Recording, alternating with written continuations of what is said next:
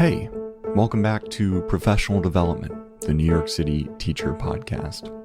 As always, I'm your host, Noah, and in today's episode, I'll be joined once again by librarian, unionist, and self-proclaimed smart-aleck, Christina Gavin.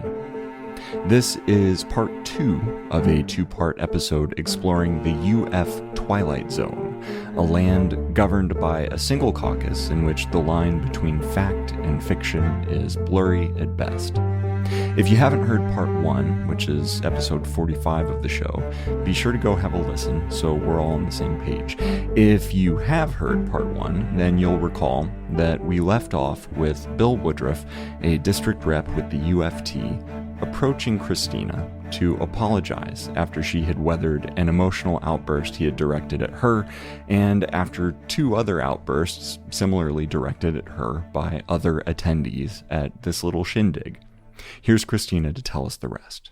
And he then began like a first in a series of slanderous rants against union members who were not there and had nothing to do with the conversation. He took on Norm Scott. He started mentioning Daniel Alisea. Like, Norm is a retiree. He never works in Bronx District 7. Why are you talking about? He has nothing to do with this. Daniel Alisea also works in Queens. Nothing to do with the conversation. But while he's talking, he says, I told Peter Zucker, we are not doing this. You are not allowed to hand out campaign flyers here. And I told Unity Caucus, we're not doing this. We're not allowed to hand out campaign flyers here. And I'm thinking, oh, so you, a union employee, are attempting to obstruct the distribution of campaign literature, which is protected by the Department of Labor's regulations and LMRDA. And I'm like, cool, I'm just going to keep recording you. And he kept talking for a long time.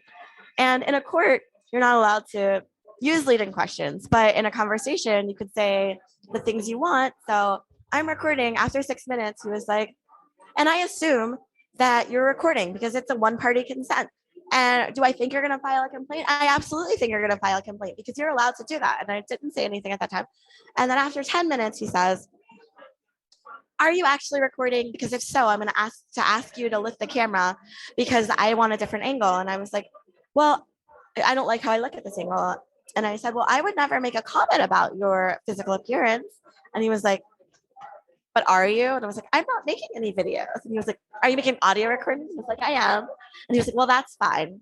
So then 47 more minutes elapsed of him saying, sometimes he also does the same kind of clarifications that Mr. Cambria does, where it's not clarification. You're saying something completely different and calling it a clarification. So he said, did I say this was kind of snakish? I said, you are a snake. I'm a union employee. You are a snake is what you said. I didn't say I was a union employee. I said you were a snake. You said, I can't campaign. Don't you see how that's disparate treatment? And I said, yes, but you're a union employee and I'm not. And then you said, I'm a union employee. You're a snake. And then you stormed away. I will admit to that. That last part might have been kind of difficult to hear, so I'll play it again. It's Bill Woodruff saying, I will admit to that. I will admit to that. I will admit to that. I will admit to that. Didn't say anything and just kept going with his conversation. Several times he was clarifying by saying something different. But in the conversation, he says, I was wrong. I fell down as a human. I effed up. You did nothing wrong. And I was like, I didn't call anyone any names. I didn't say anything rude to anyone. I'm not doubting you. I'm not saying you did. You did nothing wrong. Shouldn't have been one of those. Admittedly, I lost my temper, and full disclosure, look, it is what it is. I'm not doubting your timeline of events. Maria was wrong.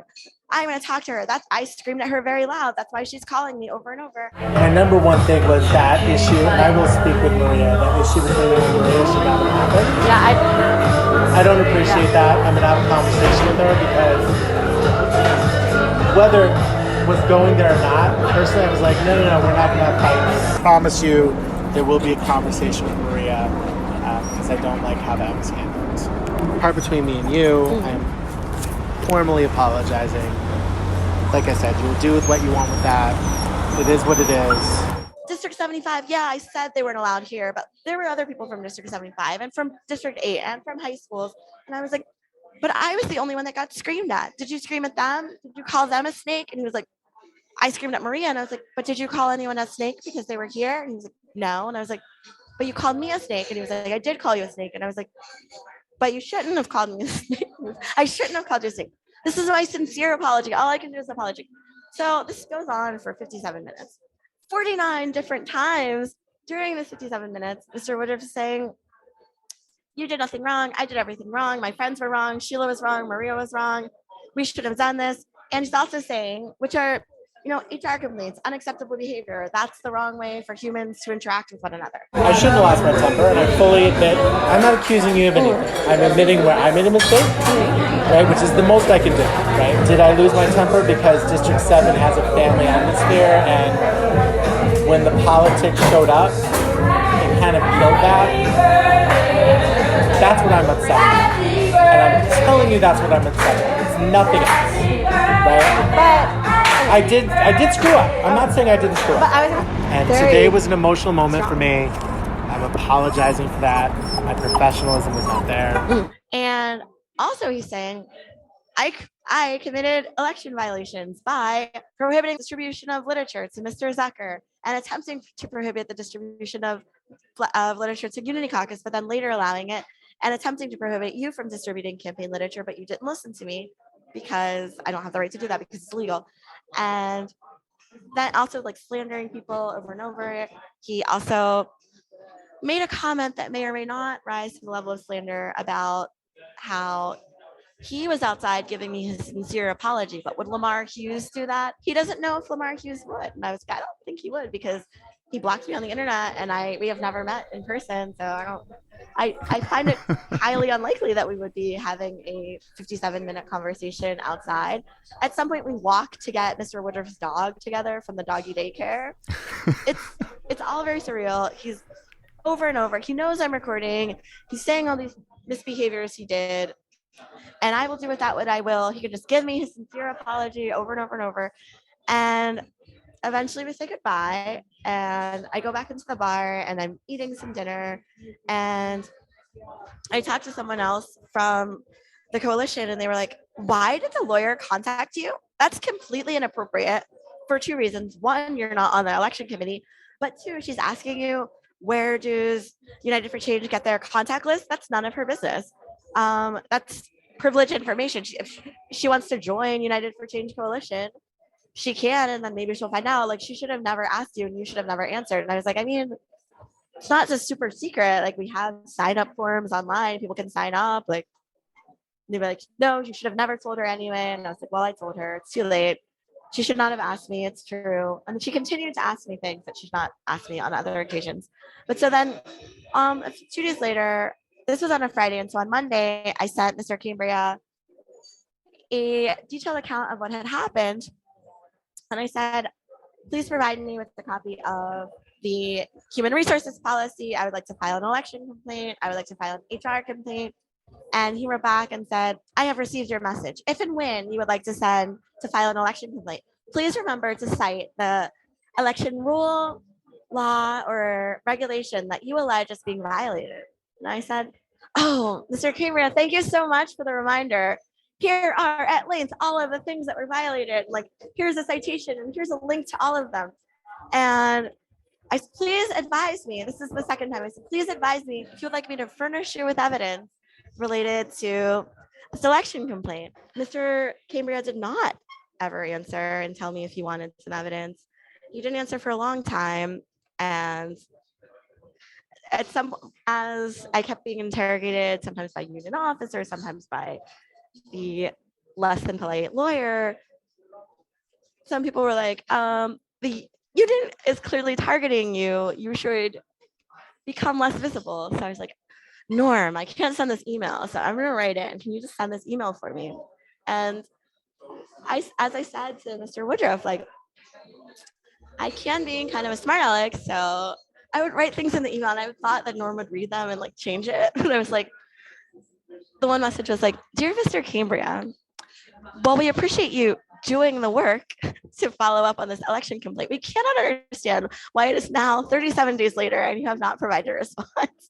And Mr. Cambria said, oh, well, there are conflicting complaints. There are competing complaints, 2 against Ms. Gavin and 1 against Mr. Woodruff. And I was like, Norm, you have to ask him. What election complaint can there be? I've read this document at length. It would be nearly impossible for me to have violated LMRDA while I was in that bar. Like I would have had to become an employee of the union and then taken actions to violate it. Like I could not have done it. Please ask him. And Norm was like, who cares? And I was like, I care. And Norm was like, doesn't matter. I'm not going to ask. And I kept nagging Norm and he kept not asking. And I had been advised not to ask myself. So eventually, quite a long time passes. It's the day that the election ballots are due. And then Norm happens to go to the executive board meeting and they address the complaint without having invited me, without having advised me. I want to make sure I emphasize this point here. Election complaints are being discussed by the executive board, 2 that have been made against Christina and 1 filed by Christina herself. Yet Christina was neither invited to the meeting nor notified that she would be the subject of discussion at this event. It is worth noting that the executive board meetings are technically open to all membership, but getting in is sometimes easier said than done. The meetings are recorded, but only for the purpose of taking minutes, so the recording itself is not available to the membership. That said, there are a few faithful teacher bloggers who make their own personal notes available to read, so whatever is discussed at the meeting is available to read after it's been filtered through these bloggers. That component will come up again in a bit. For now, here is the original text of the report and recommendations that were discussed at the executive board meeting in response to the election complaints. Report and recommendation, election complaint. This challenge concerns competing complaints regarding campaign activity at a union-sponsored event. The complaints were filed by Christina Gavin, a member of the United for Change caucus, Bill Woodruff, and Maria Lopez, both of whom are members of the Unity caucus. Background. Under the supervision of the UFT Election Committee and the Executive Board, the UFT conducts elections for officers, executive board members, delegates to the American Federation of Teachers Conventions, delegates to the New York State United Teachers Representative Assemblies, and delegates to the National Education Association conventions every 3 years. Accordingly, elections are being held this year. The 2022 Election Committee is composed of representatives from each of the 2 caucuses running a slate of candidates in the 2022 elections, the Unity Caucus and the United for Change Caucus. By emails dated March 27th, March 28th, and March 31st, Mr. Woodruff, Ms. Gavin and Ms. Lopez, respectively, submitted complaints to Election Committee Chair Carl Cambria and UFT Secretary Leroy Barr related to campaign activity at a March 25th UFT-sponsored event. On May 28th, Mr. Barr and Beth Norton, General Counsel, spoke with Ms. Lopez and Sheila Romero, a witness identified in the various complaints, to gather additional information. UFT Secretary Leroy Barr makes this report and recommendation to the Executive Board for its consideration. Recommendation. For the reasons set forth below, Mr. Barr respectfully recommends that the complaint be dismissed. Mr. Barr further recommends that all candidates be reminded to maintain professional composure in all campaign-related activities. And so Norm is there and he is giving me like his cliff notes by Facebook Messenger, and he's like, Leroy says, you're a B word. Everyone's blaming you. You're so rude. You were harassing everyone. This is all your fault. They were so good and you were so bad. And I was like, why didn't they even tell me this is happening? And like they kicked off the meeting with, Mr. Woodruff's so great, gold star. He's the best chapter leader ever. He helped someone win a perv violation, coincidentally. And then it ends up with, Christina's so bad and everyone said she harassed them. And then Leroy says, I mean, I know her. I don't know. Like, she was obviously rubbing people the wrong way, but I'm not sure that it rose to the level of unprofessional. So we're just going to remind everyone to behave at the meeting. Mr. Woodruff attempted to prevent the distribution of United for Change caucus campaign literature at a UFT-sponsored event while permitting the distribution of Unity caucus campaign literature. On March 25th, D7 and D10 held a joint social event, to which Ms. Gavin was invited. Ms. Gavin arrived late to the event. When Ms. Gavin arrived, she began offering United for Change caucus flyers to members at the event. Miss Gavin alleges she was yelled at by Mr. Woodruff for hijacking his event and was told to stop distributing flyers. Miss Gavin further alleges that, at the time she was asked to stop, about 30 to 45 minutes after she arrived at the event, there were Unity Caucus flyers out on the bar and tables. Despite the fact that Mr. Woodruff had also told Unity Caucus members that this was not a campaign event. Finally, Miss Gavin alleges that another United for Change Caucus member was instructed to not distribute literature at this event. Miss Lopez and Miss Romero report that there had been no campaign activity at the event prior to Miss Gavin's arrival. It had been strictly a social event. It was not until after Miss Gavin went through the entire room, campaigning for the United for Change Caucus, that Unity Caucus members began distributing Unity Caucus flyers. In addition, Miss Lopez noted that an older gentleman was also distributing flyers at the back of the venue. Pursuant to the LMRDA, union resources may not be used for campaign purposes. Mr. Woodruff was well within his rights to prevent all campaign activities at this UFT-sponsored event. By Miss Gavin's own report, she did not see the Unity Caucus flyers present until she had been at the event for some time. So I find credible the accounts that characterize this event as purely social and that the Unity Caucus materials were distributed only in response to the United for Change materials. Despite the appropriate direction from Mr. Woodruff that neither side engage in the distribution of campaign literature, it is undisputed that literature was present for both caucuses. Accordingly, no inequity resulted in this allegation should be rejected.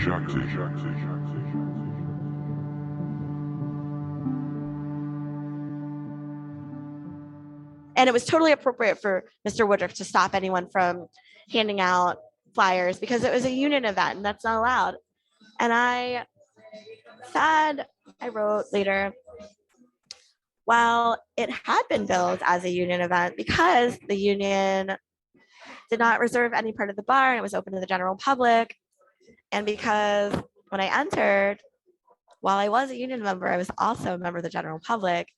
And because the owner of the bar explicitly gave me permission, and because I used no union resources while I was there as a union member, I was also there as a member of the general public, so I can hand out whatever kinds of paper I want because I had permission to do so.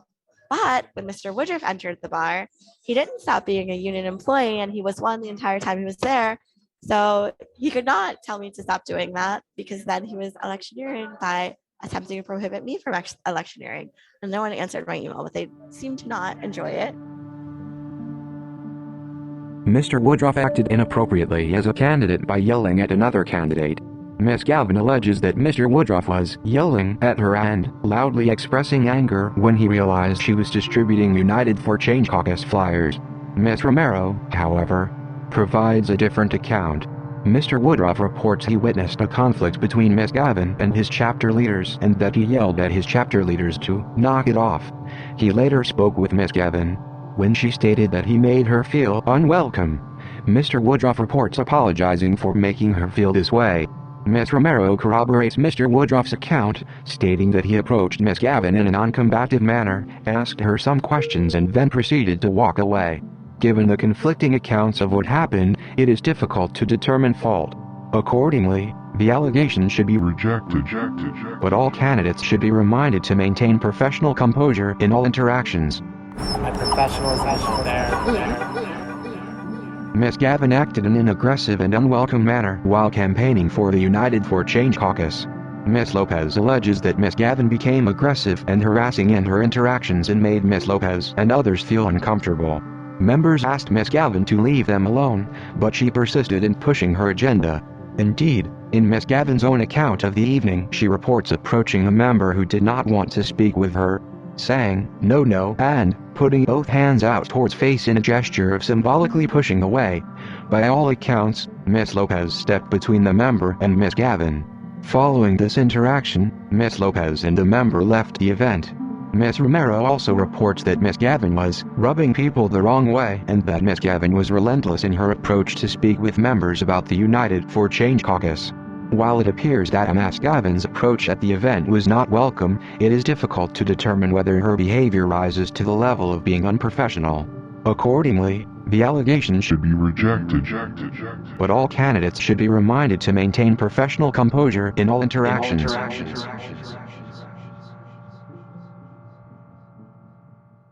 I said to Mr. Woodruff at the time, you're questioning the series of events, you're questioning my timeline, but there's a camera right there. It's pointing right at us. Like, we can ask to look at the camera footage. It will timestamp everything. We'll know for certain. I was like, I don't need to do that because I don't doubt you. And then I wrote to the YouTube and I said, as I told Mr. Woodruff, let's look at the camera. As I'm telling you, let's read through the transcript where Mr. Woodruff himself says that the events as related to you in this complaint that you have now written up about me full of lies and then read to everyone at the executive board meeting, and then it has been memorialized on the internet and all these education blogs. Everything he says contradicts everything that was reported. And he said, I'm going to talk to Maria. We're going to have a conversation. I promise you we're going to have a conversation because I do not like how that was handled. And it appears as though they did have a conversation, and the conversation took a completely different direction because then they both filed these complaints full of lies. And I thought, does Mr. Woodruff not remember that I recorded this? Or does Mr. Woodruff think I lost the recording? Or does Mr. Woodruff just know that you can't spell impunity without unity and just feel as though he's just not going to get in trouble for whatever he did? Because now he's not only lying, but he's colluding with other chapter leaders who he may or may not represent to falsify official union documents and file false allegations against a union member. And then the union's like, provided no response yet. And I was like, because here's a transcript. Here's a verbatim transcript of everything that was said.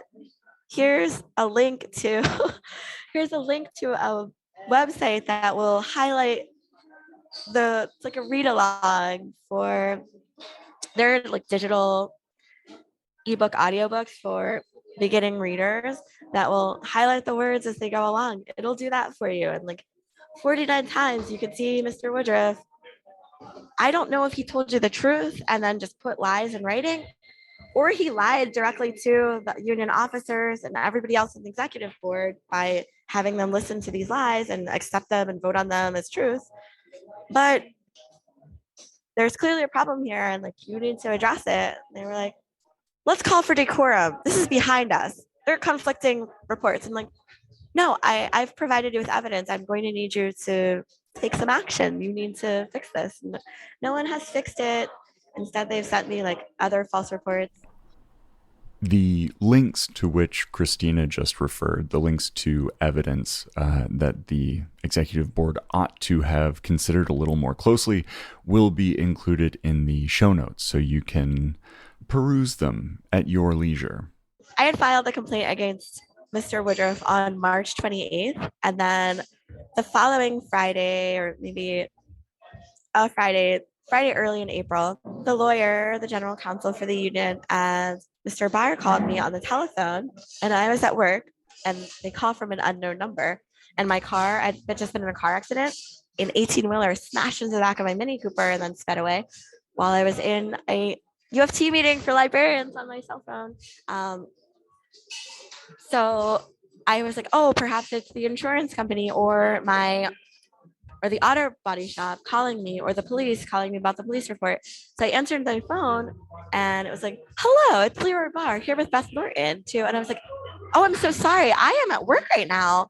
And you are calling me presumably on union business. I don't believe I should be taking this call right now. And they were like, oh, right. What time does your workday end? And my workday ends at 3:00. At 3:01, I get a phone call from again an unknown number. And again, it's Leroy Barr. And says, and I'm here with Beth Norton, who you know. And I said, who I do know her. That's true. And then they proceeded to interrogate me again about where does United for Change. There's a complaint that United for Change is texting someone that doesn't want to be texted. And where do we get our phone number list from? And I was like, this sounds remarkably similar to the interrogation that Ms. Thornton very impolitely subjected me to not too long ago. And once again, I am telling you, we have sign-up forms on the internet. Caucuses are able to acquire. If you're interested, if you're part of a caucus, you may give them your phone number. You might sign up for a meeting online and then provide your information. We obtain this information in the normal ways. However, I don't believe it's appropriate for you to be directing this inquiry to me. As you know, I am not one of the 5 people on the UFT election committee. And Beth Norton, you attend those meetings, so there should be no question in your mind. And I told you this already when I emailed you before. And they're like, all right, well, there's another question. So the second issue is that there was questions about you doing work during the course of the day that relates to campaigning. So what time is your lunch each day? My lunch each day is, well, it varies day to day because my schedule is flexible, as you know. So it varies. So what's your lunch on Mondays? Oh, it's not standard from day to day. It depends on when people plan certain things. So it fluctuates. And every day changes from week to week? Sometimes it changes from day to day. It just depends on what's scheduled at the school. Okay. Beth, did you have any questions? What time would your lunch on Monday, April 4th? Let me see. Actually, I was not at work on Monday, April 4th, so I didn't have a lunch. Okay.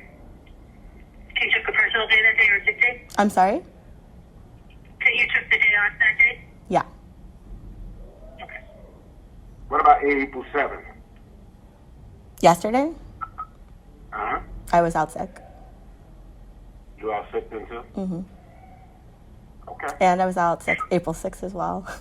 I was sick. I'm sick a lot. I have some health problems. Like, why are you asking me about my health on this phone call? And they're like, oh, never mind. And then they said, well, we don't have any more questions for you. And I was like, oh, I have a question for you. Can you please tell me what's going on with this election complaint that I filed about Mr. Woodruff's wildly inappropriate behavior and my request for the U of T's HR policies? Mr. Barr, in addition to being the U of T secretary, is also the U of T director of staff. So I would incorrectly presume that he would take a great deal of interest in his employees behaving appropriately, but it does not seem that he does. So he was like, oh, we'll have to find it. And I was like, oh, no worries. I will reply right back to the message so it pops up again in your inbox. And I did. And yet again, no reply. This was on the Friday. So then that Monday at the executive board meeting, they addressed a series of complaints against the United for Change Coalition. And I did not RSVP to the meeting, but I joined the meeting with another union member. So I was there and I heard the entire meeting. And I also worked for a software company for some time, once upon a time. So I'm like a pretty speedy typer and I can do, shorthand. I will like write very quickly if you're saying something and I want to write it down. So the complaints go and there's complaints about phone numbers and we don't have any proof. And if they're using a phone number they shouldn't have, they should stop at once. And there's a complaint about someone else sent an email from their at schools. They're not supposed to do that. And then complaint number 5, I made a note of it because it was so ridiculous. UFC used a UFT email group to engage in campaign activity. Miss Mathis, Amy Mathis, has provided evidence that Christina Gavin used a UFT Google group, UFT librarians, to seek assistance with campaign activities. The use of this group is an improper use of union resources, namely an email distribution list, and therefore the allegation should be upheld and Ms. Gavin should be instructed to cease and desist this activity. Well, I was mentioning this to a union employee, and as I had said, they said I used a UFT Google group. The employee interjected and said, the UFT doesn't have Google groups. And I said, I am well aware. All rank and file members, to my knowledge, know that the UFT doesn't create or maintain Google groups for its members to chat back and forth. And in January 2019, I sent Mr. Leroy Barr a request that I received from another colleague saying, can you ask the UFT to make a listserv for librarians to chat back and forth about something related to the union? And Mr. Barr at the time did not reply to the email. And Ms. Dolores Lozaponi did reply and say, thanks for your message. Mr. Barr will take a look at it and get back to you. But he did not. And so now for them to say, oh, this belongs to us and Ms. Gavin should stop right away, raised so many questions for me because the report and recommendations is supposed to follow a thorough investigation. Right. But if the investigation didn't start with, is this thing that we're saying someone's using actually our thing to begin with? When you realize it's not your Google group, the investigation is done, but you didn't start there. You started at, it's unclear where they started, but supposedly the general counsel and the secretary of the union investigated. Supposedly Miss Mathis, who I added in September after she emailed me and said, can you add me, thought that it somehow belonged to the union, even though I like forwarded her email address to the union and said, can you add her to your actual distribution list? So none of that made sense. But what was upsetting was that after my initial, who cares that they're doing something illegal, I became like very, very adamant about following the rules, following the labor laws, and like we're a labor union. These rules predate the existence of the UFT. They're 1 year older than the UFT. As a labor union, especially the president, the officers of the union, the lawyer for the union, should be concerned about following law that relates to labor unions, but they're not. So being falsely alleged to have violated labor law is very upsetting to me. And being reported as having done not only this, illegally using union resources, but behaving in an aggressive and harassing manner, which I will point out are racially loaded, racially coded terms rooted in misogynoir. One, I do not like people lying about me, but two, the allegations are written into this report and recommendations, which become official UFT documentation. They're read at the UFT Executive Board, which is recorded by the UFT for its minutes. UFT Executive Board members are in attendance, including UFT employees and other union members who are, well-regarded chapter leaders and the like.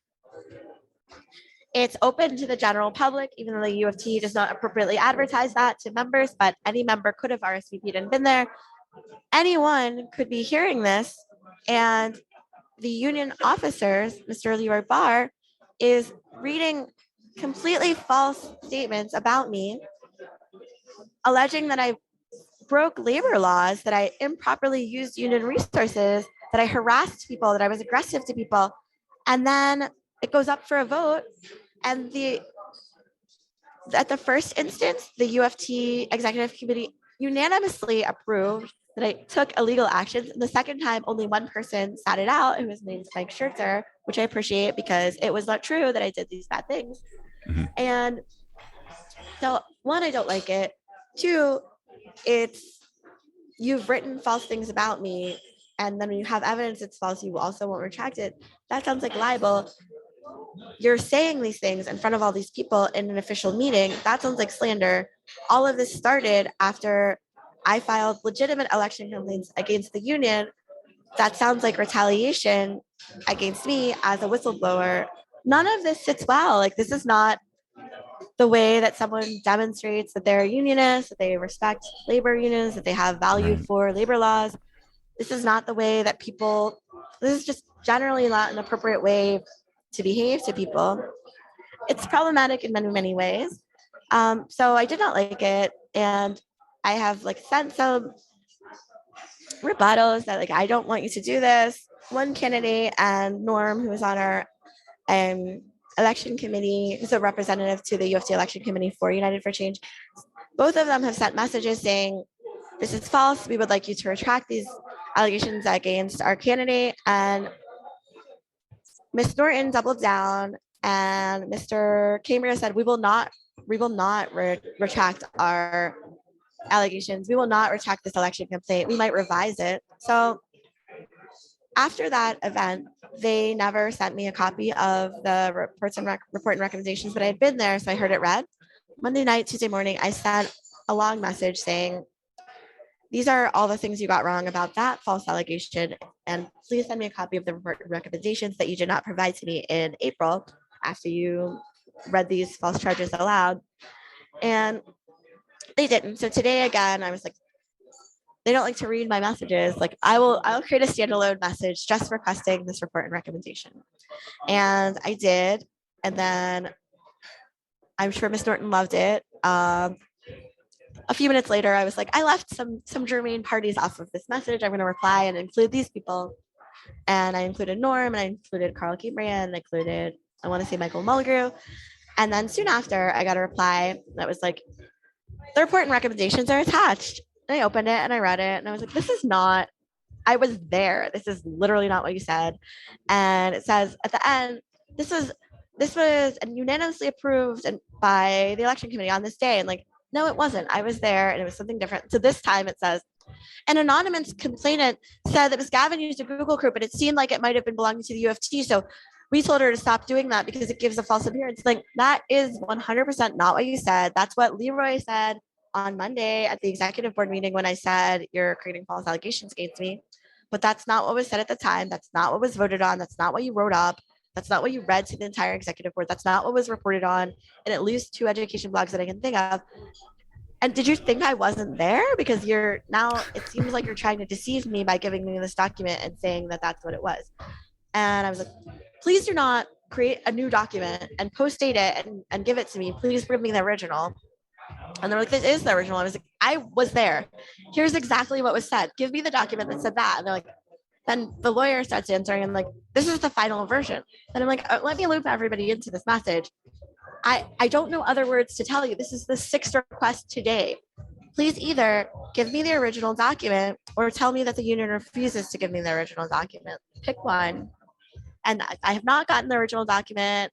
Stop answering. Like, this is going to like, you are taking this series of events, which are either, misinformation, potentially Miss Mathis could have been genuinely confused somehow, even though she's a librarian and like knows how to do research. You're taking misinformation or like intentional lies. You're allowing them to stand before you as true upheld election complaints, statements of fact. You're presented with evidence that they're not true. You're refusing to retract them. And I'm asking you over and over in a formal way, but as nicely as possible, to please fix it. But you're saying you won't fix it. At some point, it goes out of my hands. It must be fixed. If I'm asking you to fix it and you won't, then I'll have to ask someone else to ask you to fix it. And that creates extra work for all of us. The union can just fix it.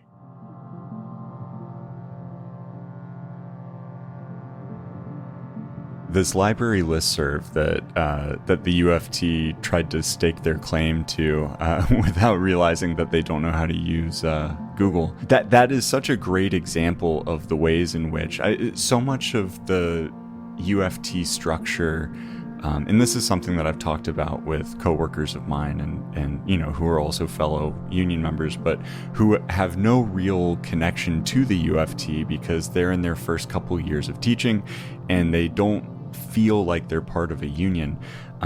In so many different corners of the UFT, people have started doing grassroots organizing, under we're all technically UFT members, but there are ways in which the UFT doesn't serve the needs of its members. And so its members, who are very resourceful, very intelligent, and very hardworking, figure out ways of making it happen for themselves.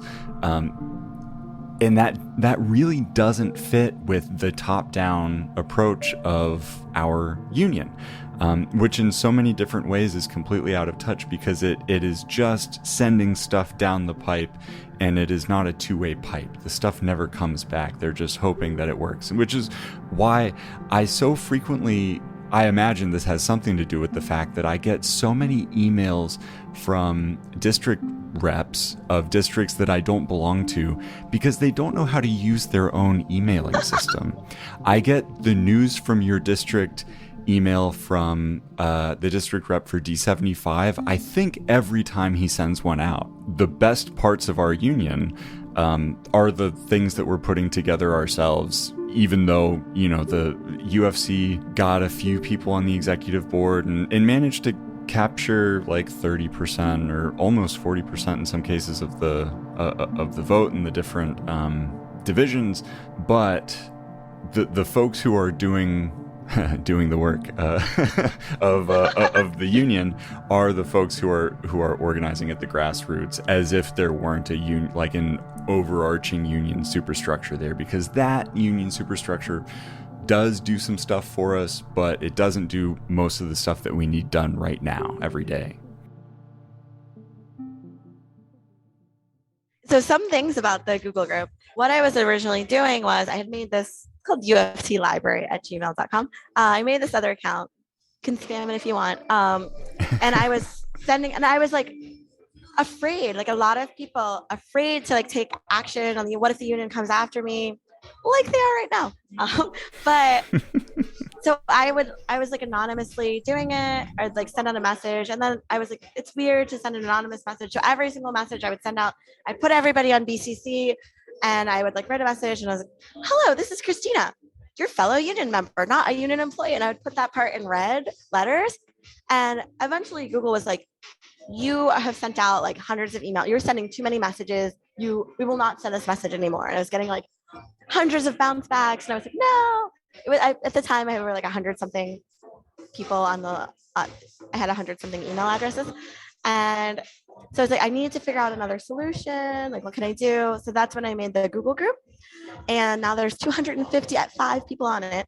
And so what the Google group does a lot of is the union, like after some grassroots activism on my part and several other people were sending some emails and doing some things, the union has started having some meetings for school librarians. But the union uses, again, with the like lack of transparency, the union uses distribution lists, and like, yeah, like nobody wants to be replied all to on like messages of hundreds of people, but they're not having any librarian check their email list. So a meeting will happen, and we're discouraged from sending union information out over nice lists because a lot of people on nice lists are not part of the UFT. They're teachers. They could be from different districts or outside the city, or who knows, anywhere they want, if they want to be in touch with New York City school librarians. So the meeting will happen, and then I'll hear from friends that they weren't invited. And I was like, no, it was the email on this day. Like, I never got it. So I'll contact our representative, who's a very nice man. And I'll tell him, and I'm like, how are you getting these people on this list? And he said, well, anybody who has a library code with the UFT, we added them. And I asked people who weren't added, and they're like, that's the only certification I have. I've had it for 19 years. I don't know. It's like I'm sending. So there's a discrepancy between the list of email addresses that I have that I've gotten by walking around with the clipboard and the list of email addresses that the UFT has classified as school librarians. So I was like, instead of like retroactively going back and be like, here's the notes from the meeting you missed, I will proactively forward along the invitations that the union has sent. And then when people don't get them, I will play telephone. I will play middle woman, and I will say, hello, the union. I can name the names of the people, but hello, these people are not on your email list and they're librarians. And like sometimes I'll do like an intro email. One thing that's funny is that I haven't sent out a little while ago. I was like, if you didn't get an invitation from Mary, please send me an email from your personal email address to mine. And some people are like, I didn't get it. And then a number of people, like 10 or more people. And so then I would send it on to the contacts at the union, and then they would say, okay, let's we'll add these people to our list. And then Mary Vaccaro, who's the vice president of education, it was in between the interrogation. It was the same week of this like weird interrogation about when do I go to lunch. And the week before, they were like, this is our group. Mary said, I was like, oh, they're on my list. And she said, would you mind sharing that list with us sometime so that we can make sure that we have all of the people on your list on our list? And I was like, of course not. Here's a CSV that I'm sending at a time that I'm not on the clock because I'm at lunch. And like, it's not a secret that I have this list. The union's aware. Our special representative who works with us this week sent me, it was the day after this like UFT executive board meeting, sent me a message and said like, hello, can you please send this opportunity along and share it with the other librarians? Not a problem. Like it's known to exist. Maybe the general counsel and maybe the general counsel can't ask the other officers, do they know of an email list? Or maybe Mr. Barr forgot about it when I told him about it when he came to my school. But it's not a secret. I'm not pretending to be a union employee. I'm saying it all the time. I'm trying to put myself in the mental space of a district rep going into the election, or general counsel also going into the election. To hear about Beth Norton speaking the way that she's speaking, of presenting herself the way she's presenting herself, of also calling you with Leroy Barr on the phone to do this really shoddy detective work of like, hey, you want to self-incriminate? Hey, so tell me about what did you have for lunch the other day? That's sort of, I didn't even go to lunch. Right. Caught you, trick question. So, I mean, of course, general counsel for the UFT, that's actually a pretty serious position. So there is a little bit of skin in the game for the general counsel, in that, like, Randy Weingarten, who's currently the president of the AFT, was once general counsel for the UFT. So there is a pretty significant career trajectory for someone who can pull off being general counsel. Of course, I think that there are a lot of patterns of UFT to AFT pipeline that are probably going to be interrupted, starting with Michael Mulgrew. But that said, there is a lot on the line for these people. So to hear of adults acting so childishly and also so untactfully, right? Of not just being a child, but also not thinking through, some of the potential consequences of your actions. It can only make sense to me in the context that we are headed into a massive recession, and these jobs like district representative and potentially general counsel, these jobs are not jobs that you are for sure going to get to keep if there's a leadership turnover in an election. Now, of course, the election is over. There wasn't that significant of a leadership turnover. So I'm wondering how things might change behaviorally now that, we're still headed into a massive recession, and it's still going to be very ugly, but at least those sweet, sweet union jobs are still in the bag.